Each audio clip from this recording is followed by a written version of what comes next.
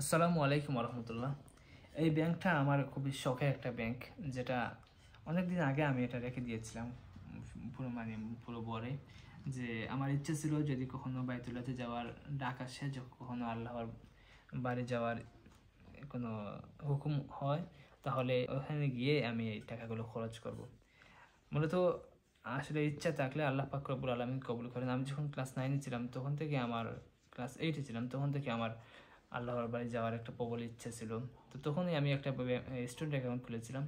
তো ওই অ্যাকাউন্টে 9-10 2 বছরে খুব বেশি টাকা সঞ্চয় হয় নাই, এরপরে 6 থেকে 8 হাজার টাকা সঞ্চয় হয়েছিল। তারপর এটা ক্লোজ করে দিয়েছিলাম।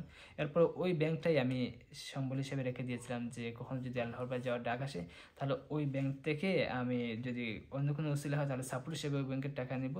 আর যদি এর আগে যদি ব্যাংক থেকে যে আমার একটা ভালো সঞ্চয় হয়, তাহলে ওইটার টাকা দিয়ে যাব। যেহেতু আল্লাহ পাক রব্বুল আলামিন আমাকে একটা সুযোগ করে দিয়েছেন, আমার আর টাকা লাগছে না বা বাইরে টাকা বহন করবে, তবে ওই টাকাগুলো আমি সাপোর্ট হিসেবে নেব এবং ওইখানে গিয়ে আমার এই শখের টাকাগুলো খরচ করার চেষ্টা করব। মূল কথা, ইচ্ছা থাকলে আল্লাহ পাক রব্বুল আলামিন কবুল করেন। তো সবাই ইচ্ছা করেন, যদি কোনো মুমিন কোনো ভালো কাজে ইচ্ছা করে, তারা ইচ্ছা করার সাথে সাথে আল্লাহ পাক রব্বুল আলামিন সেই কাজের সওয়াব দিয়ে দেন। সুতরাং আমরা পারি আর না পারি, আমরা ইচ্ছা পোষণ করলে আর অধিকাংশ বেশিরভাগ ক্ষেত্রে ইচ্ছা করলে আল্লাহ পাক রব্বুল সেটা সফলতা দান করেন এবং সাকসেস করেন। আর আমরা আজকে দেখবো ইনশাল্লাহ এখানে কত টাকা হয় বাকি, সেই শখের ব্যাংকটা আজকে আমরা ভাঙতে যাচ্ছি।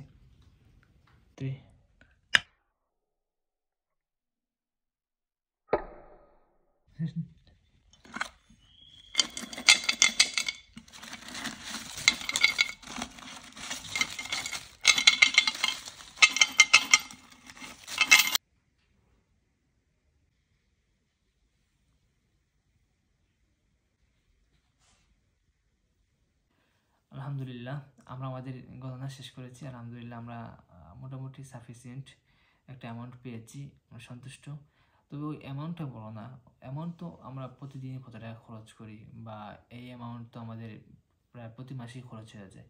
মূল কথা হচ্ছে যে ওই যে দীর্ঘ সময় ধরে আমি একটা সঞ্চয় করেছিলাম, বা ওই সঞ্চয়ের সময় যে আমার একটা মনোভাব বা একটা যে মহব্বত, কোনো কিছুর পেছনে যদি সময় ব্যয় করা হয় বা কোনো কিছুর পেছনে যদি কাজ করা হয়, তাহলে ওই জিনিসটার প্রতি একটা মহব্বত বেড়ে যায়।